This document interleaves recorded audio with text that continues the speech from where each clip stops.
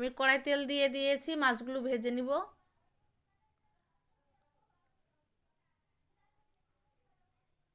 মাছগুলোকে আমি এবার উল্টিয়ে দিব।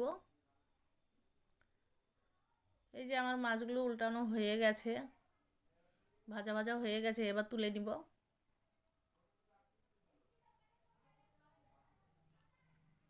এই যে তুলে নিলাম, এবার কড়াই তেল দিয়ে দিব আরেকটু। কুচানো পেঁয়াজগুলো দিয়ে দিব, টমেটো কুচি দিয়ে দিব। নেড়ে চেড়ে এবার মিক্স মশলাটা দিয়ে দিব। মিক্স মশলায় আছে কাঁচা লঙ্কা, পেঁয়াজ, আদা দিয়ে দিয়ে নেড়ে দিয়ে হলুদ, জিরে গুঁড়ো দিয়ে দিব। এবার মশলাটাকে ভালো করে নেড়ে মিক্সিতে পেশা যে ইয়েটা ছিল মশলাটা, ওটা আমি পানিতে ধুয়ে দিয়ে দিলাম। মশলাটা হয়ে গেল, এবার আমি ফুলকপিটা দিয়ে দিলাম।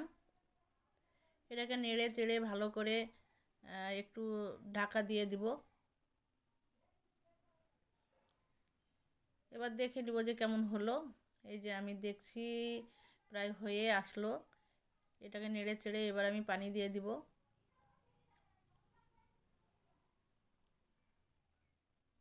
এরপরে আবার ঢাকা দিয়ে দিব। এবার দেখে নেব যে কেমন হলো মাছটা। এই যে প্রায় হয়ে আসলো, মাছটা আমার প্রায় হয়ে গেছে। এবার আমি নামিয়ে নেব।